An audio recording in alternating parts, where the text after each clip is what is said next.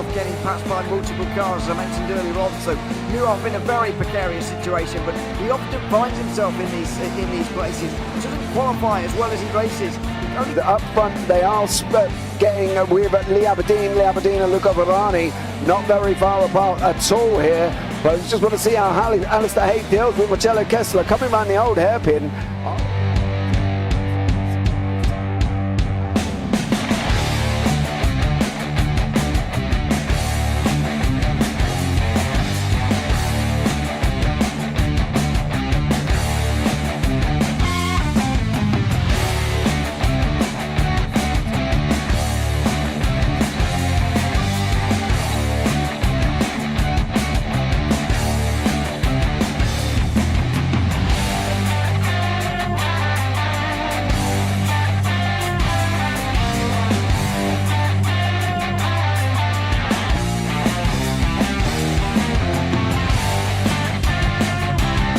I would say it's not the best decision they've ever made, just not having done that under the safety car, really. Yeah, they're taking their pit stop strategies from Ferrari lately or something. What's going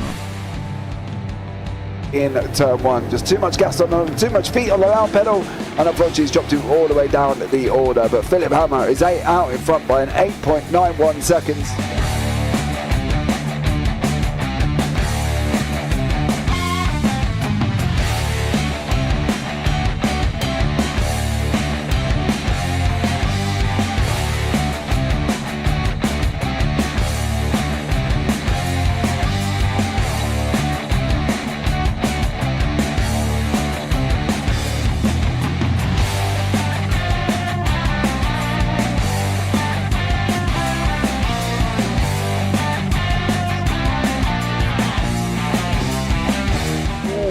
Dan Michael is a wall there, sir.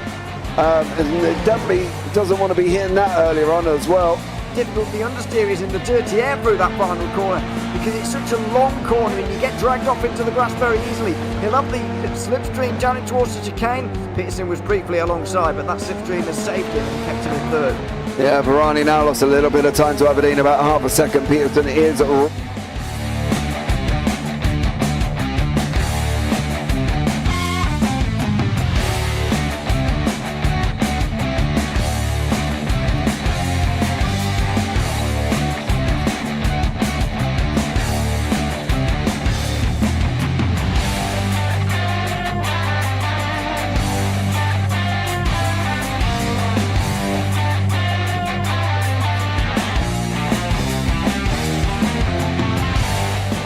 Pike's pushed Morton forward up ahead. He's got out of line. Is now Pike going to have a go at Werrell? Don't push him off. He's in the championship fight. Jack Werrell chasing down Carl Jacklin. Further down, Rob Williams and Chris Barnes. Sensational run outside line now though for the heavy braking zone. Around the outside goes the Audi R8. Look how much Miller's come back into play. Exactly. Miller's still such up. He's touched on second and change. All of a sudden, Miller's back in play.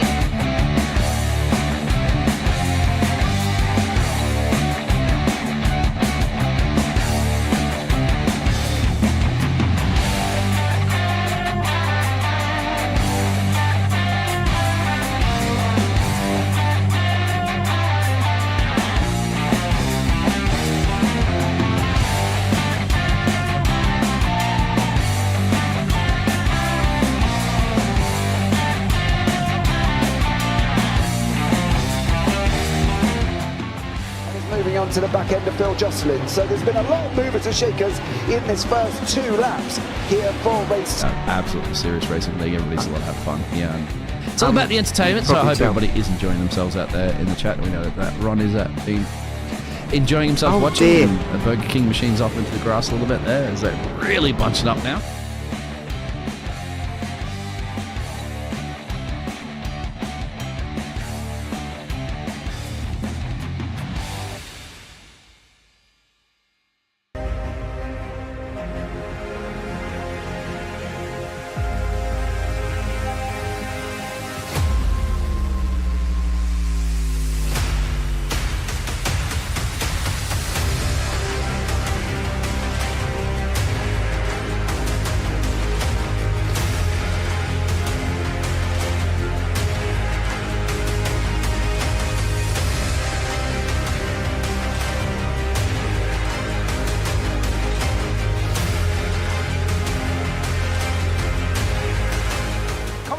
Does he have it? Medeiros is going to get it.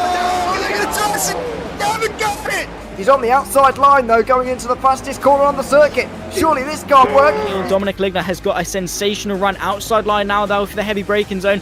Around the outside goes the Audi R8. Look how much Miller's caught back into play. Exactly. Miller's still such up. He's not a second and change. All of a sudden, Miller's back in play. Can Barry do it? Big Barry's going to do it. Big Barry!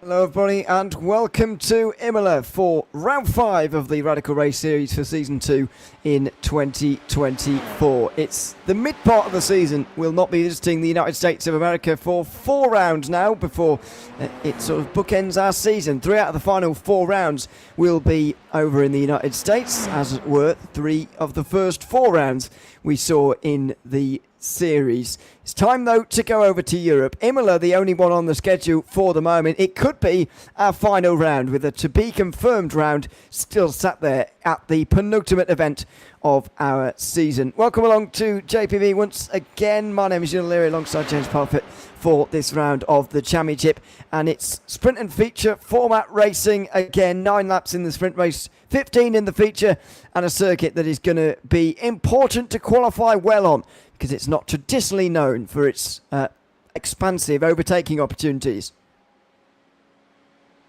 It's one of them circuits that unfortunately you have to kind of be out in front, because once you start getting into from the start finish straight down into Tamburello, off to Vilna, through Tosa, you can make an opportunity. Piratella, well, you're going to have to be brave if you want to make it round the left hand of turn 9. Aqua Millerani, again, not traditionally known for too wide, of course. I'm not saying it's not possible, I'm just saying it's not traditionally known. Variante Alta, again, a very tight chicane. I wouldn't expect anybody to make moves around there. Rivazza, well, you can if you want to be brave, but I don't really think it's going to happen. I think most of, if anything, is going to take place, it will take place down in Tamburello. It should do. But this is what's going to make, I think, the feature race very, very important and very interesting as well. When we reverse the grid and we find out who can make their way through the order nicely over the 15 laps in the second race. Long way until we get to that, though. Let's have a look at the championship standings first, because 4 rounds have gone. And so the points look a little bit like this. This is with 1 drop week applied, by the way. James Barry, the championship leader, ahead of John McCutcheon and Luke Maxwell. Mike Pouston hanging with them quite well, actually, with 150 points. With Paul Clark, bit of a gap back to him. He's only a couple of points ahead of George Gonzaga for 5th. Paul LeMay is 7th, a single point ahead of James Ripperty, who I'd be surprised if he's racing tonight and not watching football. So we'll see how that goes. Damien G and Michael LeMay are rounding up the top 10. Then it's Robert Woodward and Abdul Al-Amri, who won on debut at Rudskogen. Paul Crabb is in 13th place ahead of Graham Brown and Simon Edwards, who's only been at 2 rounds so far this season. Question mark? Yes, he certainly has. So he will need to improve from there. Then there's a bit of a gap back to Phil Glover, unfortunately, who is back tonight. Seth Brown is 17th, just a point ahead of Phil Jocelyn as well. And then those at lower end of the order. David Beasley, the final driver to have competed in 2 races so far this season. And then the rest who have only been at 1. Joseph Emmett, who rounds out the top 20. Although did put a decent amount of points in. David Walter, Jamie Bird, who really has struggled so far. David Rosden, Stuart Guinness, James Chapman and Alan Peterson, although hasn't particularly been at any of the rounds so far, even though scored a point for 1, being in the session for 1 race, effectively. A few drivers we're still expecting to see later on in the season who have yet to return. So that's with 1 drop week applied here, but I think that no matter how many drop weeks you apply, James Barry is difficult to overcome as the championship leader at the moment in the Radical Race Series. His 2 feature race wins is double that of anybody else, and he became the first double feature race winner of the second season in 2024, and at the moment is a deserving championship leader. Yeah, he's flying at the moment. He is absolutely flying and doing a great job. We'll just see how long he can keep that up for. We don't like them lull periods through drivers, but unfortunately it does happen to us all. as well, so we'll have to just hope that he doesn't go through that, and if that is what is going to come from the fact that he might have had a slowdown coming out of there, I would not be surprised if there's going to be more of them. Good evening, Phil, welcome in, thank you so much for joining us there, buddy, as well. Much love to you as always. But yeah, I think James Barry's in with a great opportunity, but as you see, slowdowns could be a thing that could cause a lot of issues. They could. So far, it's Simon Edwards who's setting the pace. A couple of purple sectors to start off his lap. Now, he will be setting the pace for everybody, as he normally does, by leading the field around. But John McCutson's been through those first couple of sectors, so has Paul LeMay and Paul Clark and Luke Maxwell, and they've yet to go quicker than Simon Edwards, who set the benchmark again through the third of 5 sectors we have around here at Imola. Over the curbs at the top of the hill, that's the Variante Alta through turn 14 and 15. McCutcheon going quicker though than Edwards on that occasion. What about in the 4th sector, which is basically just the Variante Alta, to be honest with you, up over the top of the hill there. And then the final couple of corners at Ravazza, turn 17 and 18. Out of those turns goes Simon Edwards, and he will set the pace now for the field along this bending front straight, where the line comes surprisingly early. What is the time going to be? It's a 37.7. Just 3 tenths quicker than John McCutcheon. That might be quite hard to beat on this first round of times. Yeah, Luke Maxwell's trying to go for it as well. He's gone into 3rd. Paul Clark's done a great job getting himself into 4th. Seth Brown's going to come round and finish off his lap. We'll see how Seth gets on once again. Jamie Bird is also here this evening. We know if Jamie qualifies well, his race normally goes a little bit ping-tong. So really, for Jamie, I wouldn't go out and qualify at all, to be honest, because it's quite bizarre how that happens.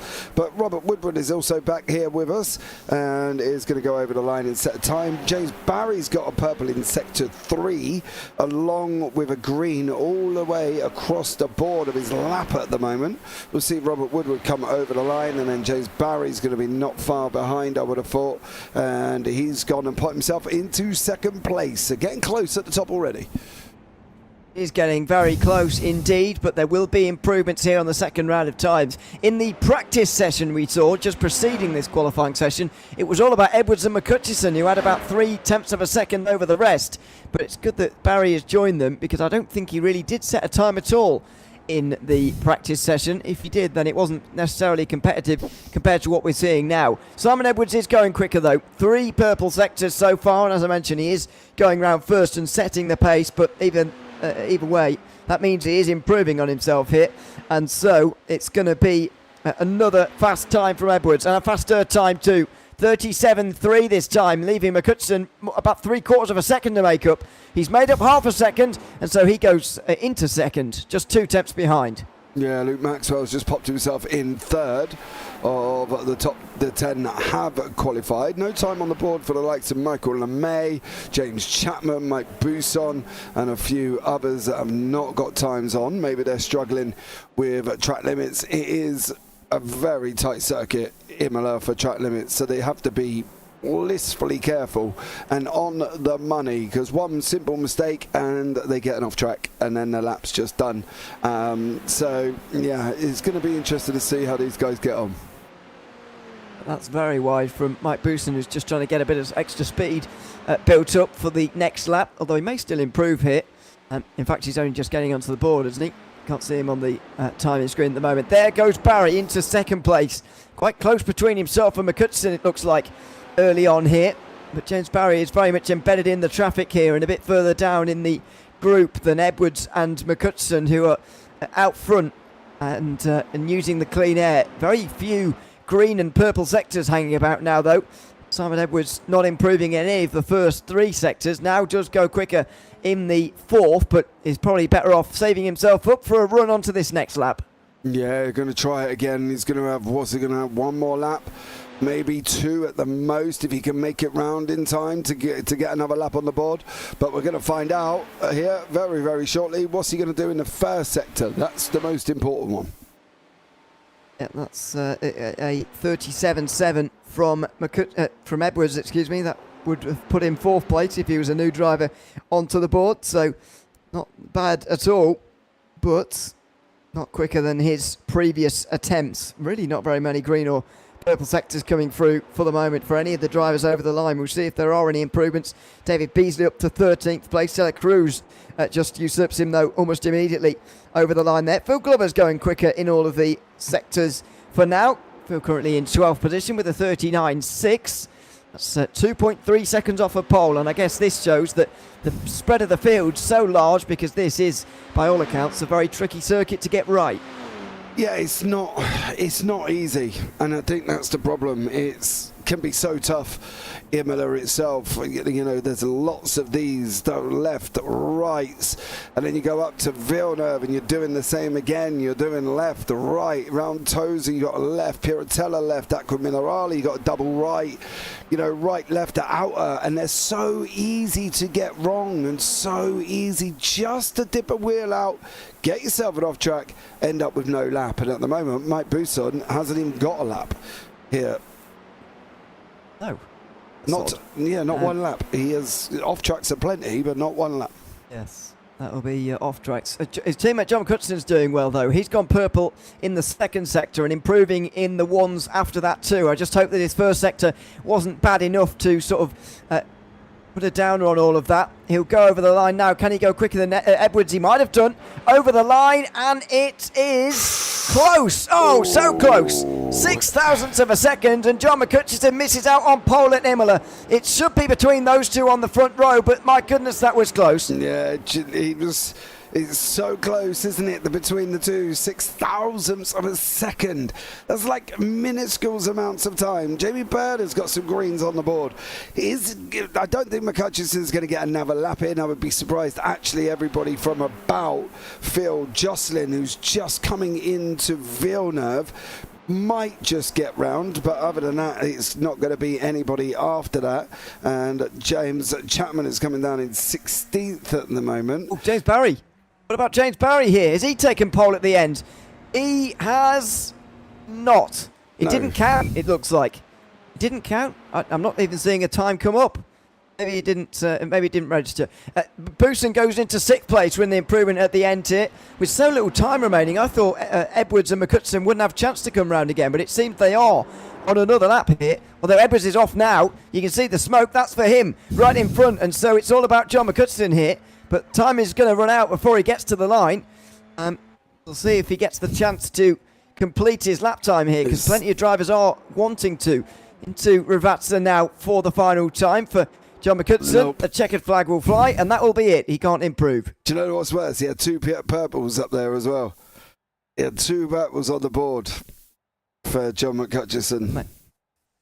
May have been enough if that session had gone on a little bit longer. In the end, he's 6 thousandths behind Edwards, and they share the front row. James Barry will be 3rd ahead of Luke Maxwell, and then it's to the rest, if you like. Paul LeMay and Mike Bousson on row 3. Bousson's only time getting himself half a second back from the leaders. Then the final drivers within a second of pole, George Gonzaga and Paul Clark. Graham Brown and Jamie Bird finish inside the top 10 after that qualifying session, so mind out Jamie Bird, because, as we say, he often races better when he qualifies worse. Phil Glover's put in a good qualifying performance there to be a second and a half off pole in 11th. Seth Brown just behind him on row 6. Robert Woodward and Phil Johnson are next ahead of Sergio De La Cruz and David Beasley. Then it's Michael LeMay and James Chapman of those who set times. And then it is Damien G, who didn't qualify, neither did Alan Patterson, and he never seems to. So we'll see who gets on the grid. But I'd imagine it's going to be about the front 4. It so often has been in the championships in the Radical Race Series, and it may be again here today. Yeah, I think so. The front 4 just look too quick. I'd love for Paul LeMay to be up there. I really would, but I don't know if he's going to have the pace. But never say never. He's got 9 laps. Let's see what happens here and see who gets on. Alan Patterson, I don't know. I can't work that one out. No. To be asked, no, neither can I. But anyway, let's have a look at the 5 red lights on the starting gantry and get us underway for race 1 here at Imola. It's a good start from Edwards, who's got that short run towards turn 1 as well. From McCutcheon, it's going to be about staying ahead of James Barry and Luke Maxwell into turn 1 by the looks of things. Into the first braking zone they go, and Barry is down the inside. They work themselves through nicely. That's caused a stack up as Maxwell tries to get alongside Barry and take the place. He's not quite got the run off of Tamburello that he really needed, but he is still level going into the Villeneuve chicane and goes round the outside into third. Luke Maxwell ahead of the championship leader now for third position, but he's off. Oh, big crash for Luke Maxwell. He comes back on the road and he's going to be smashed. Oh, by one of the LeMays who goes careering into him and up and over and into the catch fence. It's been a dramatic start to the racing here at Imola tonight. Oh my gee whiz. I think that was Michael LeMay because Paul's still running. So that was Michael LeMay who went over. I'm not entirely sure how Maxwell ended up where he ended up there. I'm a little bit confused as to what went on. We'll have a look back now and see if we can see if there was contact there with James Barry. Did Barry help him or did Luke do it on his own? He's done it on his own. On his own. So he comes back onto the middle of the road here. Who clips him initially? Seth Brown, I think, clips him. And then there's another, well, there's that huge one, which is hard to ignore from Michael LeMay. But there's a sort of dark green or black car that may be the one just up in front of LeMay here that clips him on the way past. But look at how unsighted LeMay's going to be here. He doesn't have a clue right until there, and the car moves as it's clipped by someone on the way past. And what a dramatic moment there for Michael LeMay, who couldn't do anything about that. No, nothing at all. I'm wondering if that was David Beasley might have clipped him because he's the only one that's in that dark coloured machine. Paul LeMay and Paul Clark are going at it. Bousson's just gone past as well. So Paul LeMay's just lost that position to Mike Bousson. Edwards is opening up the gap up front by about a second there. But Robert Woodward is also in there. Jamie Bird, as we said, generally races better. He's up 2 places than what he was before he started. And I do wonder, I don't think it was James Chapman. I'm wondering if it was actually David Beasley that might have something to do with the Luke Maxwell incident because he was obviously up at that front end. But at the moment, Simon Edwards pulling away cleanly here. I think separately, James Chapman went off the road on that opening lap too and dropped a few places, but it's been dramatic early on, and there are some big time gaps now as a result as well, especially down the back of the field. It's in the midfield where we've got some good fighting, really. Let's try and pick out what happened to... this is Beasley on the opening lap. Is that Beasley? He's gone for a spin anyway out of Acqua Minerale. And that looks so bizarre. There's just a bit of traction loss, I think. This is the clipping of Luke Maxwell. I think you're right, it is Beasley, who again didn't have much time to react. His front end goes flying off as well, and so there's got to be damage on that car. Then he tries to slip past a couple of drivers as well, but he'll have damage, I'd imagine, for this race as a result of that. It was Jamie Bird. Here he comes. I mean, it doesn't seem to be affecting him too badly. He's doing all right, Jamie Bird. 8th place and hounding George Gonzaga for 7th at the moment into turn 1. Yeah, he's giving George a bit of a grief, to be fair, so that's fair play to him. I think it's one of them where you get them Phantom 4Xs, right? Oh! Sorry, off the road for Graham Brown and... Seth Brown. Is it both Graham Browns? No, not both, it's Seth and Graham. Seth Brown. Yeah, there we go. Excuse me, yeah. We haven't got the other Graham Brown here. This is the moment, and they've, both ridden each other off the road there. Both the Browns there, so unfortunately both of them took, kind of pushed each other off the side of the circuit. It's one of those moments in iRacing where you sort of get stuck together and take each other straight on, if you like, down at Tamburello, I'm afraid, that time round. I keep saying turn 1, by the way. It's not actually officially turn 1, even though it is the first braking zone. Apparently, the right-hander, just before the first sort of starting grid boxes, if you like, is turn 1. None of the left-handers on the way leading up to the actual braking zone of turns, but the right-hander on the front straight is, so make of that what you want. I'm just going to keep calling it turn 1, to be honest, or Tamburello. Jamie Bird, as I say though, is making a good fist of this, despite his damage that he must have after clipping Luke Maxwell. I think I can see some of it actually on the front right, but it's clearly not holding him back, and he's having a good race so far. Yeah, it doesn't look like it's affecting his steering. Technically as well, while we're talking about dodgy corner numbers, we've just gone through turn 18. We're going to go round the right-hander. This is turn 19, just there, before we go off over the start-finish line. So technically there's 19 turns. This is turn number 1, where we've just gone past. However, none of these ones have got... turn 2? No, they're not turn 2. This is turn 2 now, into Tamburello. What is that about? I don't know. We do this every time we discuss certain circuits. You know, look at Road Atlanta, Road America. They've all got dodgy numbering. So I don't know what it's all about, to be honest with you. It's not an American disease, though, clearly, because in Italy, it's the same. It's the same story. This is where there's some recoveries here. Google it and find out that Imola's made by an American. Oh yeah, that's gonna. We'll lose it. I'll be on that one now. Will, anyway. Anyway, this is for 11th place. Graham Brown working his way back through some drivers who overtook him when he went off the road at Tamburello, or turn 2, if you like. A couple of laps ago. Robert Woodward has been dispatched with, so has Phil Justin and Damien G. But this is the biggest group on the circuit, really. It's down in the midfield and towards the back of the field where we've got the most action so far. Partly, I guess, because of the crashes we've seen so far today. Yeah, we have. We've seen quite a few. The track itself actually was designed by a German architect. It was curated by the renowned German architect Hermann Tilke, who specialised in construction of motor racing circuits. Make of that whatever you want. This was a Tilke circuit? I believe that's what it says. The Autodromo International Enzo E. Dino Ferrari is universally recognised as a technical track. It was curated by the renowned German architect Hermann Tilke, who specialised in construction of motor racing circuits. Oh, there we go. I did not know that. So, meanwhile, George Gonzaga is going to get overtaken here by Jamie Bird, I would imagine, into Tamburello, and that was pretty... Oh, no, he doesn't go through. I thought he had more than enough room on the inside there to go for that, but... clearly not. Had a message in, by the way, from Luke Maxwell into the Discord, and he's apologised to Michael LeMay and David Beasley and called himself a rookie tonight, which is a bit harsh on himself there, I would argue, from Luke Maxwell. But there you go. He's owned up to that one. Said, hasn't portioned the blame anywhere else and said, Barry hit me or whatever, because that was not the case. Luke Maxwell admitting his own error there, but maybe being a bit harsh on himself, to be honest. Yeah, I wouldn't put Luke in the same category as a rookie. That's literally being in the same category as me. I definitely would not do that. So, Luke, don't put yourself down like that.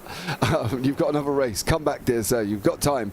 John McHutchison has closed up on Edwards. They're only half a second apart at the moment. So if John's saving tyres here, it could be a good chance that he might be able to get hold of Edwards. I think the fast speed chicanes, they're not really chicanes. They're fast left-rights. Obviously, Variante Alta is a different story altogether. But the Tamburello and Villeneuve, they're not exactly stop-start chicanes. So I think, John might, if he can use this draft down this straight, he hasn't really got many other straights to draft in, so it's going to be hard to see, but we'll find out if he can be quicker or not. Yeah, I'm struggling to see where he's going to make this move, to be honest, at the moment. I guess Tamburello is the place, but there's a lot of work you have to do and groundwork you have to do before that to put the foundations in place for a move. It's also that group for now 10th place as Graham Brown is continuing to move through the field. He's brought Robert Woodward with him on this occasion, actually. And there is the pink machine of Robert Woodward, so easy to pick out in a crowd. And Sergio De La Cruz, this time the one on the defence. And this is the important position. 10th place will get you pole for the second race. Yeah. And that's where you really want to be. And at the moment, De La Cruz is holding it. The difference is De La Cruz is not going to give that up, right? He's not going to roll over and get it done. However, John McHutchison has somehow found a change of pace and is now literally within 3/10 of Edwards. So he's pulled out time over Simon Edwards over the last couple of laps here. We'll see if we can have a look and see out their history. That is the wrong way round. Yeah, 5/10, half a second over lap 4 and 5. Yep, it's been, of course, the green times, the ones where Edwards have gained, and in those last two, red times where McHutchison has gained. Or is that orange? I don't know. Yeah, orange. I'm getting like Zach now. Orange. Can't tell between colours. That's right, mate. Anyway. Don't worry, the point is, John McHutchison. I know.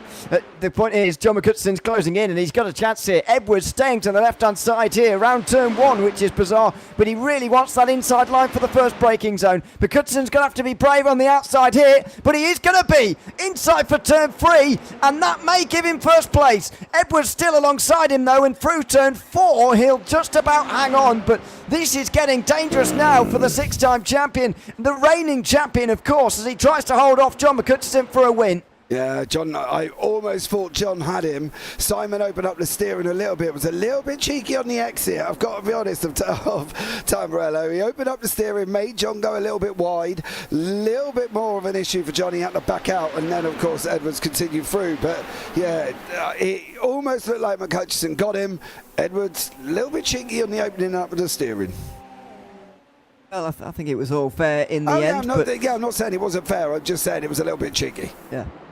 Yeah, well, okay. Well, 2 laps to go, and we'll see how aggressive things get now between these two. It's still early on in the championship, of course, and there's still a lot of figuring out to do before we know whether even these two are going to be involved in that title fight, as they so often are. But they've been so successful in the past. Simon Edwards, a 6-time champion in this series, although the last time he won in season 2 was now 2 years ago. It was John McCutcheon this time last year taking the crown, and he's trying to take first place at Imola right now. Inside line through Ravazza, bit brave, especially with Tamburello coming up straight after. Yeah, he did. He literally put it on the inside of Ravazza. I think he realised he had to get closer to Edwards on the run down into Tamburello. Edwards is going to send him wide again. It's going to be all on him to get that outside line. If John can swing it this time, is Edwards going to open it up again? I think Mark Hutchinson's just said no. He's got through. He got the job done. He knew that Edwards might have opened up the steering on him, and he knew this time he was not letting him have it, and he didn't, and John McCutcheon takes the lead with 1 more lap to go. His race paces look strong as his teammates off. Mike Booson in the background was putting a lot of pressure on James Booson, James Barry for 3rd place, and Mike's off the road, I'm afraid. He's dropped past Paul LeMay as well in this very tight group for the top 5 positions. Maybe James Barry will even fancy his chances on Simon Edwards here, although he really needs to catch up on this penultimate lap now. There's only 1 to go after this one. Yeah, there is. I'd like to point out that Sergio De La Cruz had gone off a circuit, and that is why he has lost the top 10. That's with Graham Brown all day. Ooh. You cannot close the door and expect the person on the inside to disappear, I'm afraid, young sir. Especially, to be fair, I don't know if he was alongside side. Yeah. Does he give the room there, or is there Brown coming into him? That's a very close one, in my opinion. Yep. As to whether De La Cruz has closed the door and done that to himself, or whether Brown has come up into him. That's a very difficult one to call. I don't know. At first glance, I would put that as a racing incident, maybe, but we'll see if the stewards have anything to do in that respect. Meanwhile, Gonzaga's off at the Ravazza turns, and he's in danger of losing that top 10, which will be the big battle in towards Tamburello. Here is the move into the penultimate corner, and Gonzaga goes all the way around. He needs to recover very quickly from there if he wants to benefit from the reverse grid in the top 10, of course. And there's 10th placed Graham Brown anyway, and there's Robert Woodward straight afterwards as well. This is on replay, of course. Woodward's going to get through and into 10th position by the looks of things, into Tamburello, and they're still fighting for it, and Gonzaga's off. So it was for 9th place, Woodward's into that position. Now Seth Brown's into 10th because Gonzaga's off again. Yeah, Gonzaga went off down the side there as well. We're getting close to the end here as the guys come around the Piratella. We'll have a look and see. That was Gonzaga and Graham Brown this time. George. Whoa. That was very deep on the brakes, and I think he realised his mistake there. Run wide in the gravel just to let a few people through, and won't benefit from the reverse grid, so just trying to stay out of everybody's way, it looks like. George was a long way back. McCutcheon's just coming down into Ravazza now. Edwards is still there. Mind you, he's nearly a second, but he's kind of there. James Barry's probably closer. It's quite not a long run. I don't think he's definitely not going to get him, but it looks like John's going to win it. John McCutcheon takes the win at Imola. A fantastic drive to overtake Simon Edwards there towards the end and held on for the win too. James Barry getting better towards the end of the race will join them on the podium as well. Who will get 10th? It looks like Robert Woodward and Seth Brown are going to share the front row of the grid as they cross the line in 9th and 10th. Yeah, Robert Woodward comes over, Graham Brown in 10th. Seth he's up in 8th, so fair play to Seth. Maybe I should give you the full names, might make it. Yeah, Seth Brown in 8th. Oh, there we go. In Robert Woodward. Apologies, getting the Browns the wrong way together again. Mate, it's just a guesswork when I've only given you surnames, so you know what I mean? Come on, it's a 50-50 chance. It is, I suppose. It was worse when we had the other Graham Brown, Graham with an E. Oh, yeah, we had 3 of them, didn't we? In the field, remember that? Yeah. That was tricky times, but unfortunately we haven't seen Graham with an E for quite a while in the Radical Race Series, which is a shame, but it means that we have maybe 33% less confusion in the, or 12% less, or whatever the maths is there, for Seth Brown and Graham Brown, and we don't have a third one to contend with. 17% less even, but anyway. So that's that dealt with. Just James Chapman to cross the line now, and then we will be ready to go with the results in race 2 in a few moments' time. That will be 15 laps in the feature race, and that will be the longest one we have for a couple of weeks because it's Bathurst coming up in 1 week's time in the middle of April. So I hope that you'll join us for that in the circuit most used in this series. It's Imola tonight though, and it's John McCutcheon who has taken the win ahead of Simon Edwards and James Barry. Paul LeMay just beat Mike Booson to 4th place, with Paul Clark ahead of Jamie Bird. They'll be sharing the the second row for the next race. Seth Brown will be up there as well as Robert Woodward and Graham Brown, who battled over the line. Phil Johnson just missed out on the reverse grid, as did Sergio De La Cruz and Jamie G, were separated by only a couple of attempts at the end there. Phil Glover finished 14th, better George Gonzaga and David Beasley, the last driver, within a minute. James Chapman, the last driver on the lead lap, and Luke Maxwell and Michael LeMay not re-emerging after their accident on lap 1. They'll very much be hoping that they have a cleaner start to race 2, where I feel that the start is going to be so important if you want a good race. After all, in hindsight, it was the first lap when James Barry won the feature race, I would say, 1 week ago. He made up so many places early on that the other contenders just couldn't catch him. And so it was the first lap, in my opinion, then when the race was won. I guess it's going to be very important here. It may be even more important at a more difficult circuit to overtake on. Yeah, Barry did. He was so aggressive last week. And I don't mean that aggressive as he was putting people all over the place, because he wasn't, as we look at the famous picture of Ayrton Senna there as well. The greatest of all time, if not ever. And he was so aggressive. But he was clean with it. He knew he had to try and get away, and he did get away really well. And he cleared the 2 guys behind, and he just did an absolute incredible job, James Barry. So I'm going to be very interested to see how he handles this one with Simon Edwards and John McCutcheon at what is a very difficult circuit. It is such a difficult circuit, and I'm wondering how difficult it is going to be for the likes of McCutcheon and Edwards to make overtakes around this circuit in a few moments' time, because we saw it relatively difficult in that first race.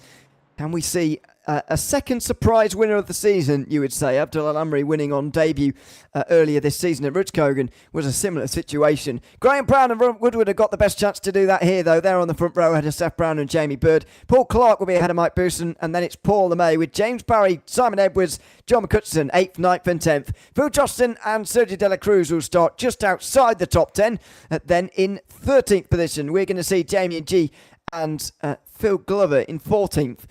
George Gonzaga and David Beasley round up row 8, with James Chapman looking for a better race from 17th. Luke Maxwell, a lot of work to do from 18th, as has Michael LeMay. Wouldn't imagine Alan Patterson is going to participate from 20th as we near the start of another race. Hope that Maxwell will attend the second race of the evening. After all, he's only 21 points away from the championship lead at the moment. He's been not. inside the top 5 so often this season, but it doesn't look like he will be here. The lights are coming on now for 15 laps of racing. It's race 2 at Imola, and we are going to get underway. Robert Woodward with a great start there on the outside line. There's already ducking and diving in the background, and there's already carnage, already chaos, as there's cars spun around. John McCutcheon slowing down and going to the back of the field. Seth Brown is around and backwards, as well as Simon Edwards, who's down into 16th position. I'm afraid to say it's been a disaster start for those in the midfield. I have no idea what happened there. We're going to have a look back in a minute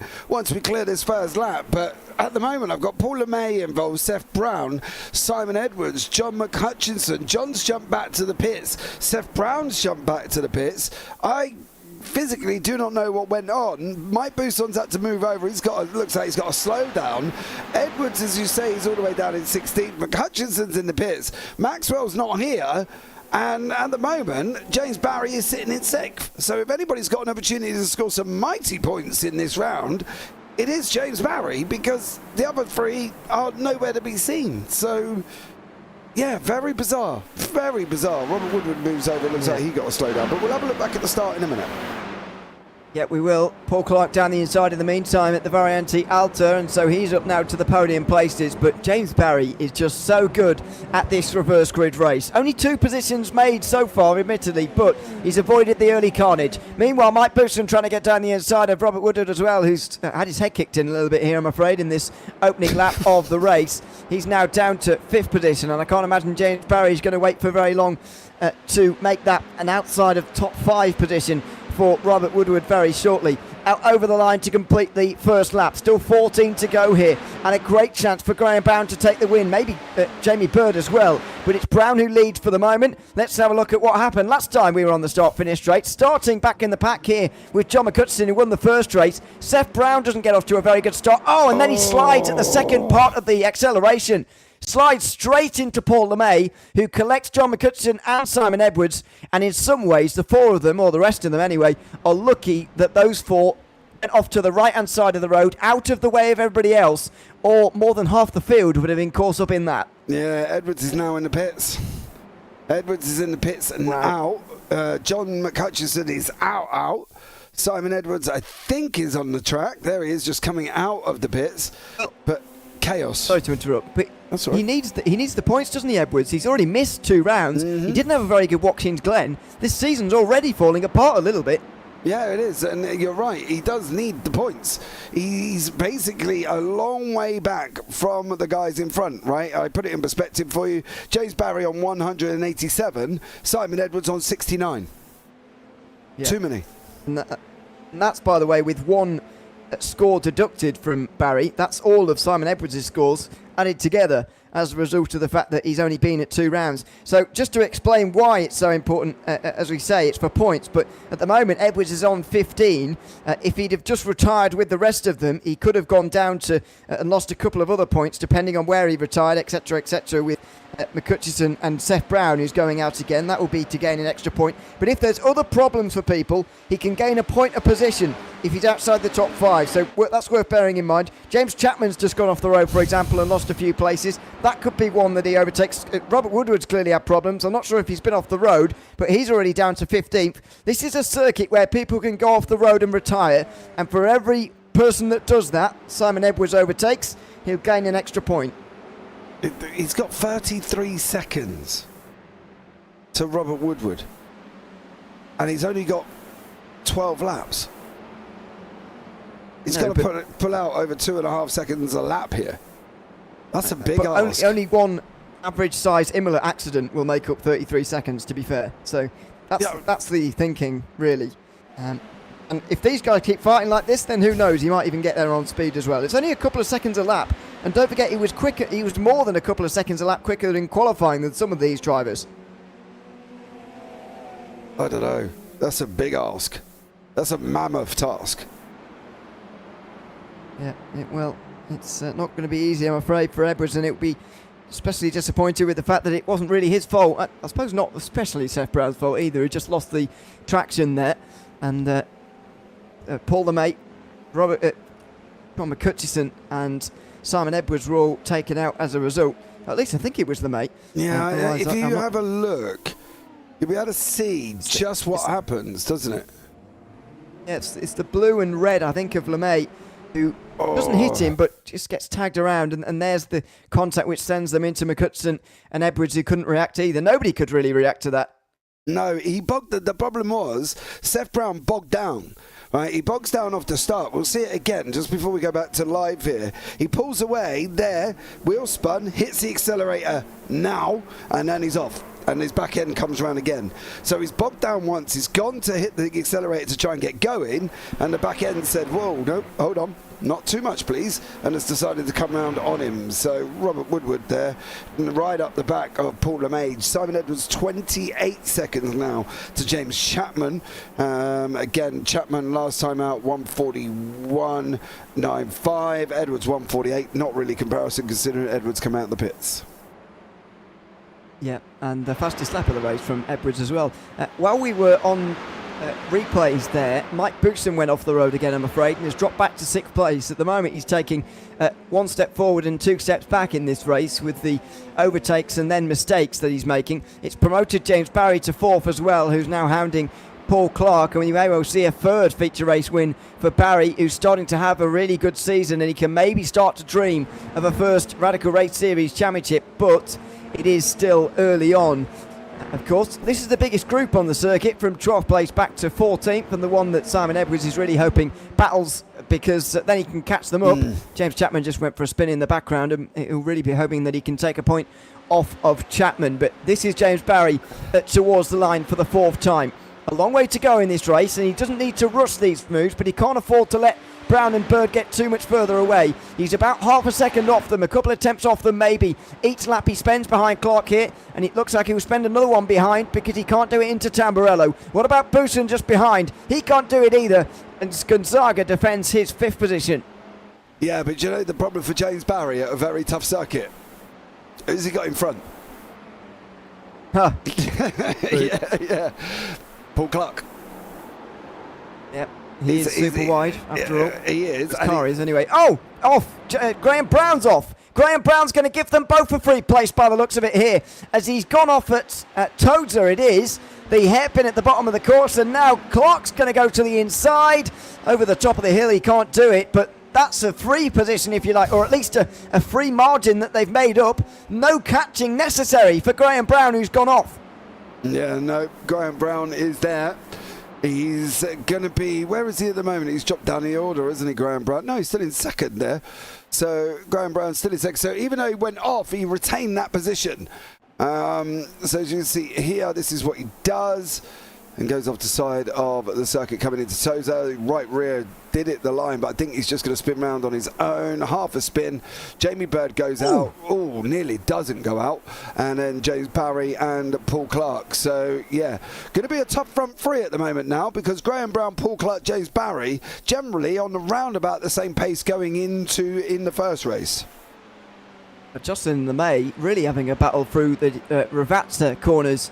There, the final 2 corners of the circuit. Phil Jocelyn prevails in that one as Paul LeMay tries to recover from the opening lap incidents that he had today. Michael LeMay has gone off, I'm afraid, for a 2nd time today as well, and so that's promoted Seth Brown up a place, and Simon Edwards as well, with Michael LeMay languishing in the pit lane for the 2nd time today. Meanwhile, Glover and Beasley are side by side into Tamburello as Robert Woodward comes into the pit lane. That's Beasley who prevails in that one. He'll be up to 11th. Robert Woodward in the pit lane though, and it looks like Simon Edwards is going to take another place. That's 2 points since he re-emerged from the pit lane. Well, yeah, there is, and he's got, he should get Edwards. 12 seconds behind Chapman. It's going to be a big ask, but never say never. That's literally all we can say on that one. So that's a possibility. But for James Barry, he is not clearing Paul Clark at a tough circuit. And I don't see a place where he can, but knowing that James Barry was with his aggression last week, and did it cleanly, mind you, I'm not going to put it past him. But he has... Oh, Graham Brown, where's he going? He's going to see every part of the circuit here this evening. He is well travelled now around this circuit, you could say, but it's not particularly helping his race time. And Jamie Bird is only going further in the lead. That was a look up the inside at Ravazza there from James Barry. can't get down the inside there of Paul Clark, I'm afraid. What about Brown? Can he hang on here from Paul Clark, who must have some lowish wing on that car if he's going to be defending so well? That's sort of what you need on the straights, and he has got some good speed here. He'll have to go to the outside, will he, at Tamburello? He will.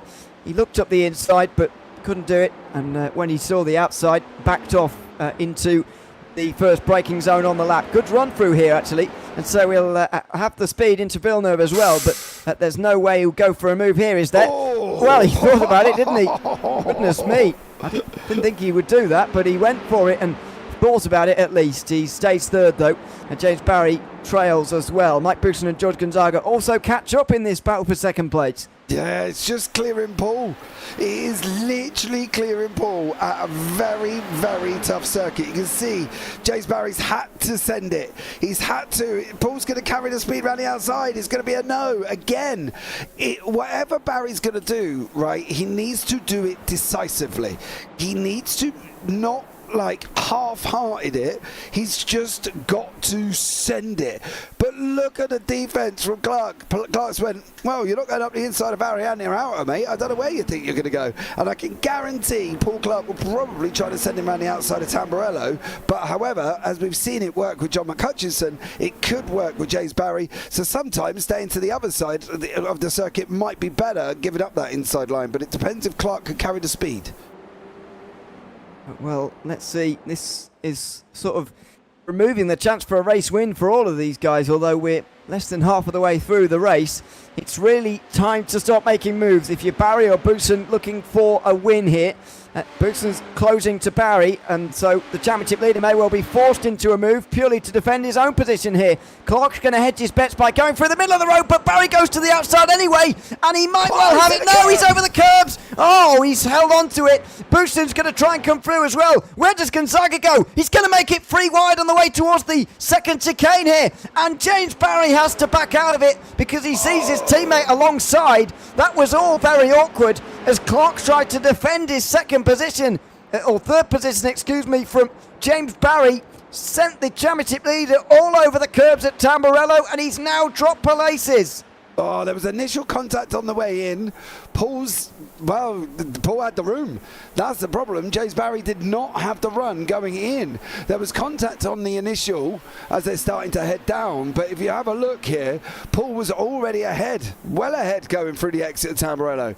That was on Barry just not pulling it in. I don't know if the contact put him off or whatever it was, but James Barry over the curb, and now he's got tough because he's got his teammate in front, which might not hold him up. Obviously, George is being as gentleman and as George ever is. I wish he would hold him up and go for the championship himself, but I know he's like a big cuddly bear, is George. He'll probably let him through. But they've still got to get past this man, and this man is probably one of the hardest people to overtake at a tough circuit like Imola. It's like sticking Paul at Parfitt and saying, right, get round him through the mountain section. It's not going to happen. So I'll be interested to see what happens now. I think we're going to see the leading battle come down to Jamie Bird and Graham Brown, to be honest, and Paul Clark is doing them a real favour by hanging on here, but could well take a podium. That is the possibility and the aim, I think, for Paul Clark in that podium place. Then it's Mike Buxton, followed by George Gonzaga, then James Barry, and I wonder how the teammates are going to play it, to be honest. You can see the similar liveries.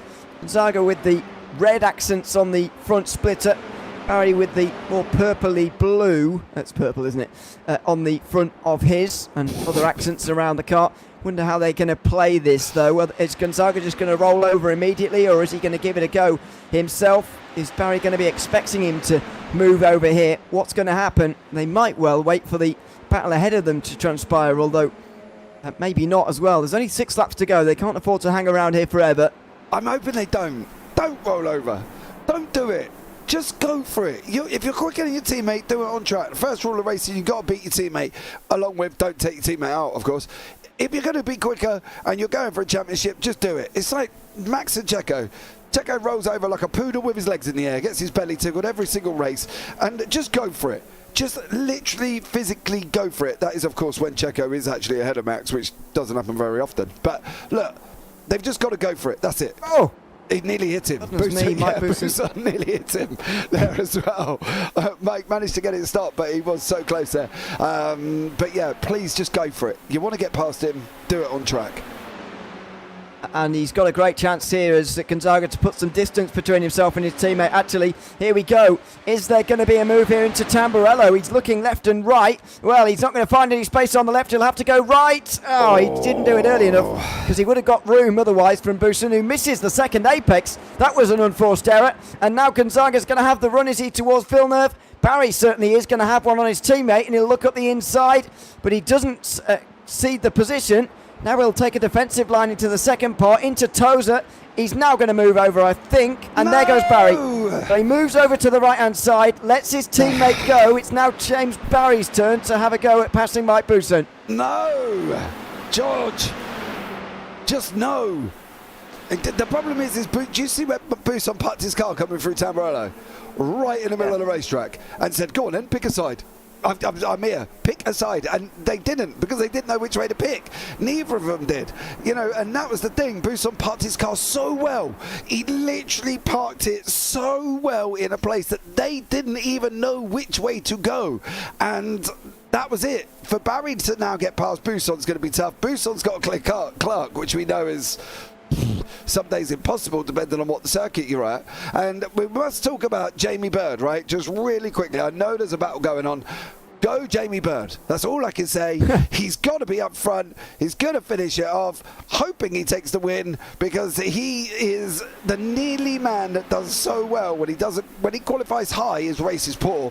When he ends up at the back of the grid, his race is amazing. He's up 4 places. Go Jamie Bird. That's all I've got to say on that one before we go back to this one, which is still happening. Paul Clark, Mike Buson, and again, Clark's done to Buson what Buson done to Barry. He just parked it in the middle of the circuit. So go pick a side and see what comes of it. Yeah, well, he's got the exit here as Buson, and this is where it gets a little bit more tricky to defend into Villeneuve. Now, do you want the inside for the first part or the second part? Because you've got to choose one. Buson's chosen the second part into the right-hander, but Clark has chosen the right option there to go to the outside. Barry's on the grass trying to make a move here. Buston's down the inside as a result, almost as a defence mechanism there, and he's got there at Tozer. Now, can Barry follow through? Will Clark even see these places now? Will he just let these guys go through on the inside at Piratella? They're queuing up on the inside here. Buson breaks a little bit early. That just doesn't help Barry very much as he goes to the outside now through Acqua Minerale. It would be brave, and he can't do it. He's got his teammate down the inside now too. George Gonzaga is going to back out just about, but he's put his teammate off sufficiently to give a real gap now between Mike Buson and Paul Clark, and the other two, with Paul LeMay catching them all. Oh, George. He literally went up. He tried to go up the inside of Acqua Minerale. He put his own teammate off, which then lost time to the guys behind. But at the end of the day, I don't care. Go George Gonzaga. Go for it, son. You don't need to play the team game. We're only at round 5. There's plenty more rounds to go. There's plenty more points on the table. And if Barry's got the pace, he'll clear you on track.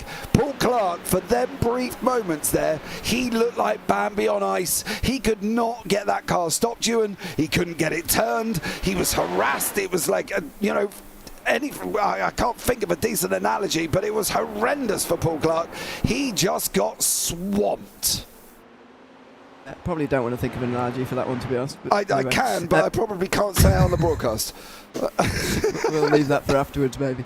Paul Clark will continue his defending, though, because he's still got 3 drivers behind him. Instead, Buson has now been replaced by Paul LeMay, if you like, who's joined the back of the queue, as Buson has just made his way through. So it's about 4th place now, no longer a podium place, as meanwhile Jamie Bird and Graham Brown are going to fight in the final 3 laps for a win as well. We'll check back in with those guys once they're actually going side by side, because I do wonder how long Graham Brown's going to leave this. Yeah, I'm wondering as well. They've down to 3 temps at the moment. Paul Clark's opened it up.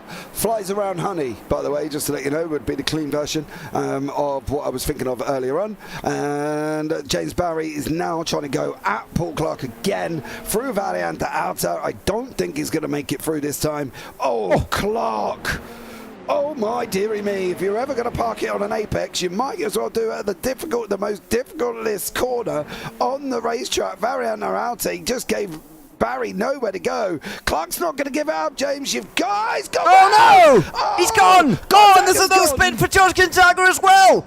Gonzaga goes around. Oh, that is such a shame. LeMay is going to get 2 free places there, and he'll be inside the top 5. It was side by side for the lead too. Jamie Bird is trying to hang on to a race win here, and Graham Brown is trying to take it off him. Jamie Bird's gone very deep on the brakes at turn 1. The pressure has got to him immediately. Surely that's going to be a slowdown, and Graham Brown is going to be in the lead of the race. Oh, Jamie. If you're ever going to get it wrong, Barry's got damage. Barry's leaking positions like a leaky tap fixed by a bad plumber. He has leaked from Paul LeMay, Paul Clark, Dela Cruz. He's gone. Basically, Gonzaga's going to get him, and I would not be surprised if over the next 2 laps, Jocelyn gets him as well. But at the moment, Graham Brown has survived up front due to one mistake from Jamie Bird, and that's now put in 1.3 seconds. I can't see him getting it back. Bird is looking strong. Gonzaga's just about to clear Barry. Oh. Barry's right front. You see it hanging off? Barry's limping. Yeah, he's right front. He's waving it around all over the place there. Every time he goes up the left front, if you're looking at it, which would be the other side, is all down in the right there. It is all damaged and done in. So unfortunately for James Barry, he's got a very wavy piece of bodywork. Oh. And yeah, he's losing it. You can see there as well. He's just kind of at half speed, I think, trying to hang on. Jocelyn is going to get him not very long. Whether or not Phil Glover wills 4 seconds back is a possibility, I suppose, depending on how fast Phil can make it. Yeah, I mean, he's got nothing. I think Edwards could get there, to be honest. At the speed that Barry's going at. Edwards is, 12 seconds back? 6 seconds a lap? He might well be going 6 seconds a lap slower, to be honest. Depends if Barry decides to go in. If he goes in and gets the repairs done, well, to be honest, there's blatantly no point. You might as well just carry on. You've got 1 and 1 more. Damien G goes through. Phil Glover could possibly get him. Simon Edwards, as you say, a further 7 back. It's a possibility that Edwards may survive with the fact that he's going to clear James Barry. I've got a funny feeling that he will. Barry lost 12 seconds to his previous bests. And 14 seconds to Edwards that lap. So he's going to get gobbled up on the start of the final lap. Never mind halfway round. Look at Phil Glover already. What a dramatic day we've had, by the way. Who would have thought after the opening lap of this race that James Barry would be beaten by Simon Edwards in this race, despite finishing on the lead lap? Barry gets out the way now of Glover. You'd imagine he'll do the same to Edwards in a few moments' time. What a remarkable race. Yeah, it's just been nuts.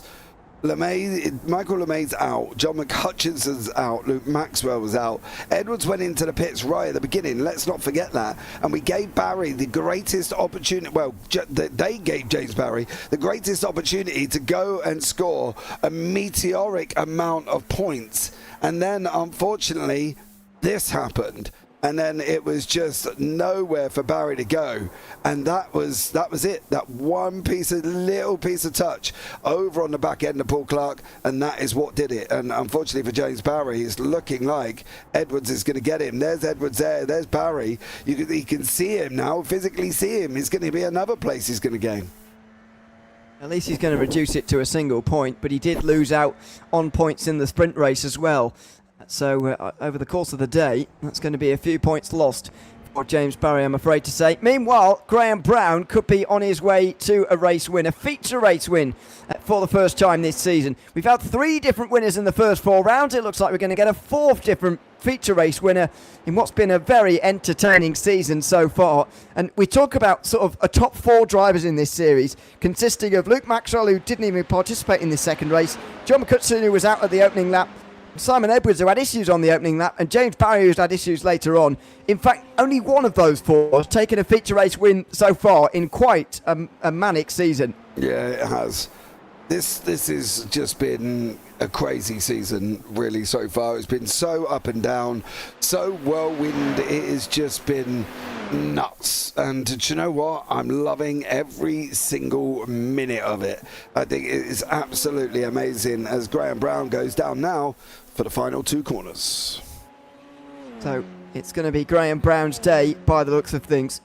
I'm into today, by the way, 14th in the standings, despite being at 3 rounds, the maximum that can be counted at this stage in the season in the standings. Well, he's about to jump up those standings right now. Graham Brown taking his first feature race win of the season here in a manic race at Imola. He flashes the lights and he will bask in the glory of a feature race win for the first time this season. What about the battle for 5th? It's going to be a drag race to the line between Paul Clark and Sergio De La Cruz, but it isn't, because De La Cruz has run out of fuel by the looks of that, and he will limp over the line in 6th place. Yeah, he did. He just managed to get over the line. Fair play to him there as well. Phil Glover is going to come over the line in the top 10. He stays ahead of Simon Edwards by 1.3 seconds. David Beasley and just going to... Oh, I thought David Beasley actually got Barry, but he didn't. Here comes James Barry. The front right of that car is terminally damaged. He limps over the line in 12th place in the end. He lost, what was it, 8 places, I think, give or take, over the last 2 laps. David Beasley's going to come over the line, and then we've got James Chapman, who is here as well, and he's going to come over the line last. He will, and that's the same case as we saw in race 1 as well, although he did get to the line at least. Had he not, then he would have finished down in 19th, so there's silver linings to that. He makes his way into Rivazza for the final time, and will make his way over the line in that 14th position. 17 points available for that place as well, so very much worth having as he makes his way over the line and rounds out a great evening of racing at Imola in the Radical Race Series. A series that always delivers, and has delivered Graham Brown to a race victory here tonight. The pressure he put on Jamie Bird was enough. 1.8 seconds the gap at the line. Mike Bousson on the podium again here. Head of Paul LeMay, recovered well after lap 1. Paul Clark, who defended well to finish in the top 5. Sergio De La Cruz finished 6th despite running out of fuel over the line. George Gonzaga finished 7th ahead of Phil Justin, Damien G, and Phil Glover back in the top 10. Simon Edwards' issues got him down to 11th. James Barry's late crash had him down in 12th. David Beasley and James Chapman, the last drivers, finished on the lead lap. Seth Brown recovered from lap 1 problems to return to 15th.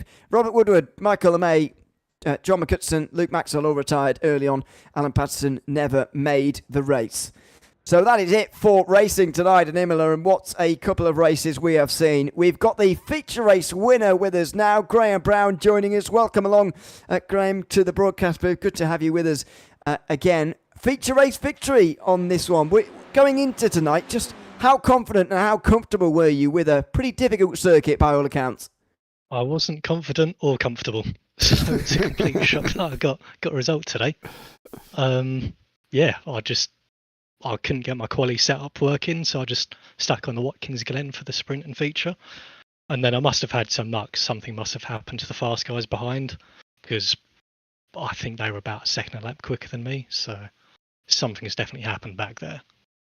Well, there was an opening lap crash, but I wouldn't let that take away from your victory too much. You still had to apply pressure to Jamie Bird and get past him in a difficult circuit for overtaking in the end. I know you didn't have to make a quote-unquote proper overtake, but you did put the pressure on him to get past. What was your plan, though, as you approached, and clearly were quicker than him with a few laps to go? You didn't have all the time in the world. What was your plan to try and get through?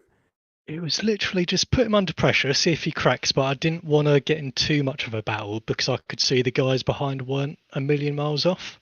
So I was just going to put a bit of pressure on, get close to his bumper, see how he reacts, and then maybe go for it 2 or 3 laps from the end.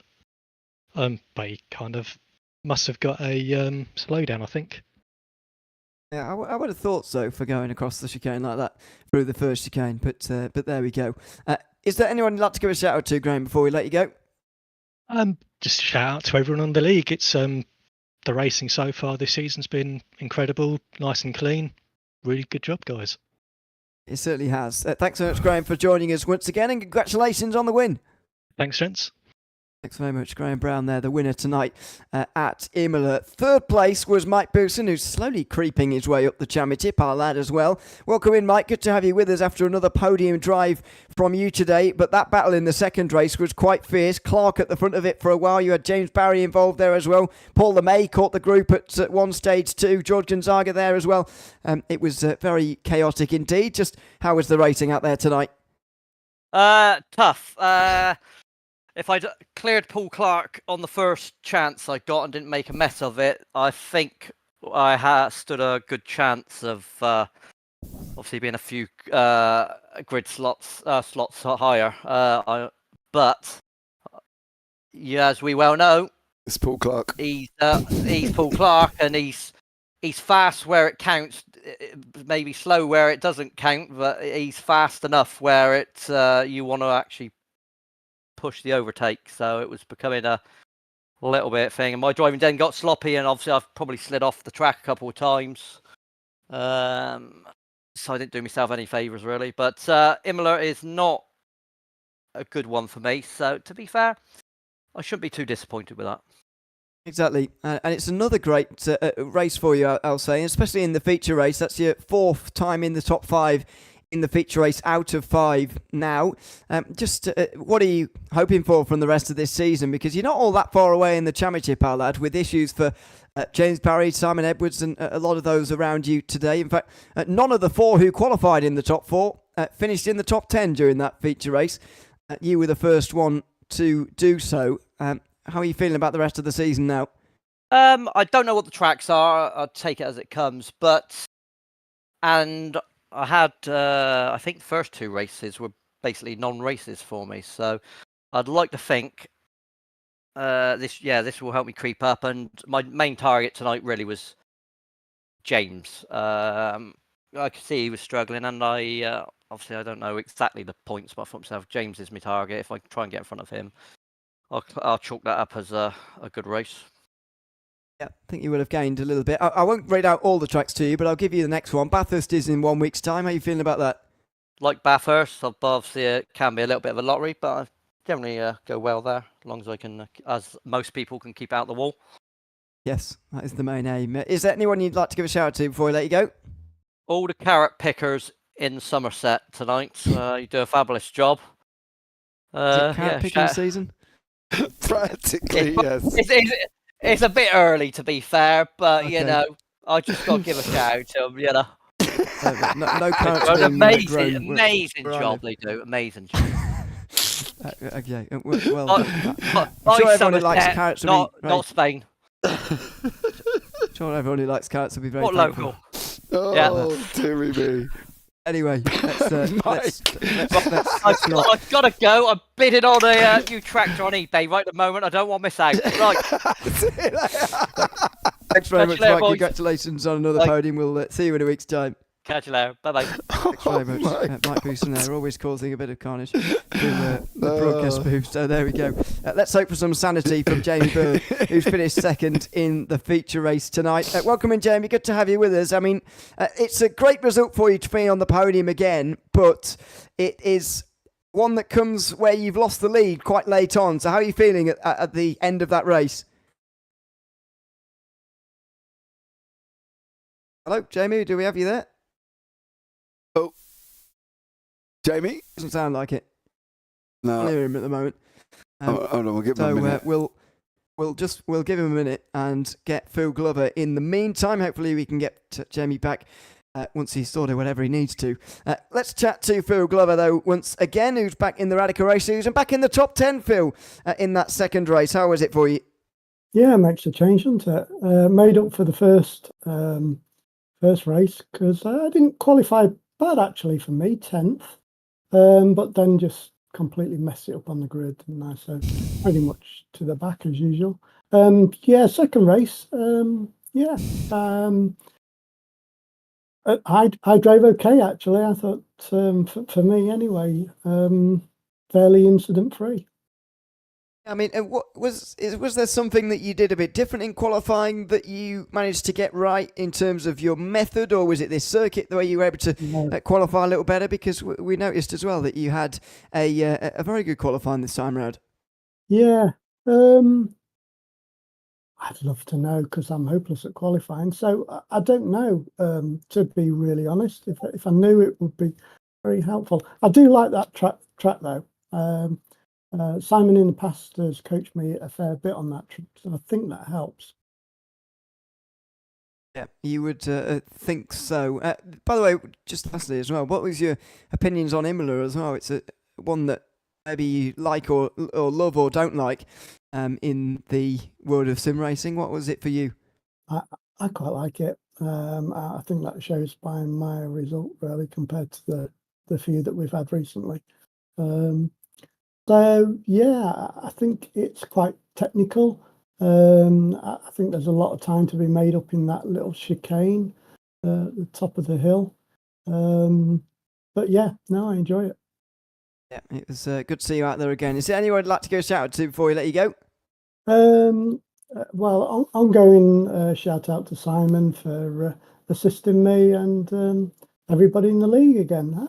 We had a decent grid, didn't we? How many was there in it? About 20-ish? Yeah, 20, well, 19 actually started, which is very nice to see indeed. And maybe the legacy of going on to a more well-used circuit. And so maybe we'll get close to that number for Bathurst next week as well, because it's very well used in this series, and you'd imagine everyone has it at least. So hopefully they'll be available to race as well. Hopefully we'll see you as well, Phil, next week. Thanks for coming to chat to us again, and we'll see you at Bathurst. Yeah, no, I love that track. I love the jeopardy of being on the edge up through the mountain section up there. So fingers crossed. Let's have a good one. That should be fantastic. Thanks very much, Phil, for joining us again, and we will see you next week as well at Bathurst, of course. Final interview. Good. Let's see if we can hear Jamie Bird on this occasion. Jamie, welcome in. Good to have you with us. How are you doing after that second place finish here tonight? Good, thanks. Hopefully you can hear me this time, Ewan. Yes, we can. Yeah. Oh, excellent. Yeah. Yeah, I know you said before, should I be disappointed? No. I could actually, I had your voice in my head, Ewan, saying, waiting for me to make a mistake like I usually do. So this time I only made one small mistake, I suppose, and let Graham pass. But yeah, he had a bit more pace than me anyway, to be fair. I was hanging on his coattails until he had that half spin at Tosa. And then I think he might have had another slowdown later on. Just let me get away a little bit, but I think it was inevitable. He was going to at least catch me, and then I just outbrake myself anyway. Yeah, it kind of makes me feel bad for saying so often that you don't do well when you qualify well, because that's proven not true today.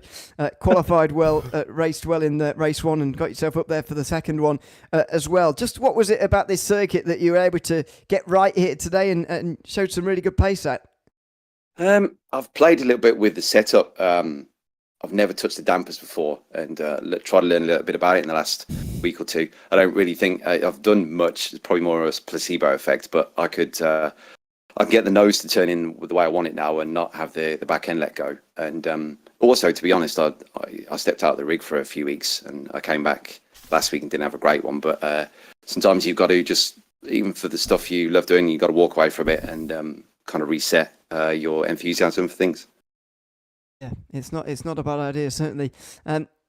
Thanks for joining us again, by the way, for podium interviews. Did anyone like to give a shout out to before we let you go? Just the guys in general in the league, and you two as well. Thank you very much, because you do a great job every week. And I suppose to say Graham for at least letting me lead for a few laps until he remembered how to race. Well, it's. I'm sure he wasn't letting you. I'm sure he was. He was chasing hard at the end. Congratulations on second place, Jamie. As we say, we look forward to seeing you again next week. Cheers, Ewan. Thanks. Bye.